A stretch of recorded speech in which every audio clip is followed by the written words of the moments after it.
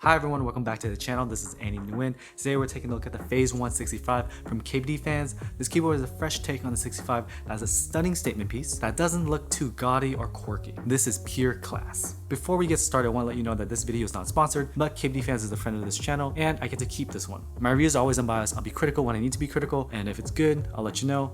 Let's get into the review. The designer OpenKey Design did a great job bringing the Phase 1 alarm clock design inspiration into a keyboard form. The original designer of the clock was Dieter Rams, and I'm familiar with him due to his work with Braun and how that took inspiration from Bauhaus. I love Bauhaus watches. Bauhaus design is very simple and very elegant. The keyboard itself is a gasket mount keyboard that has all the modern fixings: PE foam, case foam, PCB foam. None of it's required, but it's a welcome addition because it's very popular right now. Unfortunately, Teja's prototype PCB has some issues when the case foam was not used, so keep that in mind. In terms of flex, the PCB has one flex cut, and that makes it a little bit more flexible. The front height is pretty standard at around 20 millimeters, and the layout is pretty standard. There's no exploded arrows, there's no offset navigation, but there is a top right blocker that really falls in line with the clean design influence of the keyboard. The sound of the keyboard is very solid. It's deep. It's just chocolatey. The gasket does a great job making the switches sound less sharp. I would say that the sound is decent. It doesn't really keep up with my favorite sounding 65 of all time. That would be the Chimera 65. The look of this keyboard is the main draw. There's curves, there's fancy design elements, there's a weight.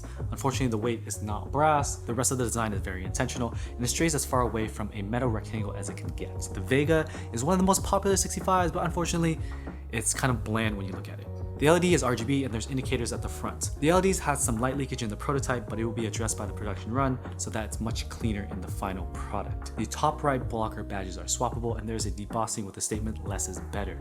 Intentionally ironic because this board is pretty freaking extra. I love the symmetrical wind keyless blockers right here. It definitely hits the spot. Overall, the package is right up my alley and it's a cool collector's piece in my opinion. It's not really offensive in any way, but it stands out in a tasteful way. During my build stream, one of the issues I experienced was actually the PCB was dead. 2 columns didn't work and none of the mods worked. Fortunately, prototype PCBs just end up being like this. Definitely unfortunately for me, I talked to Wei, and Wei said to use a heat gun to reflow the MCU, and doing that, I ended up melting my freaking spacebar. I didn't realize hate radiated, alright? Life is pain.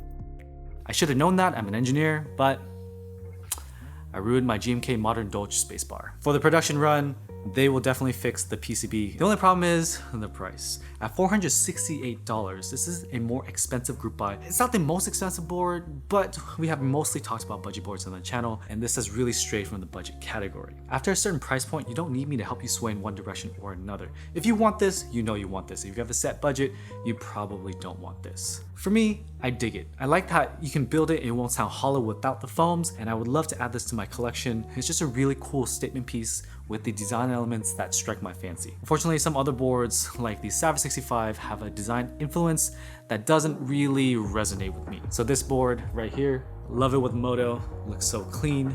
Let's listen to the sound test.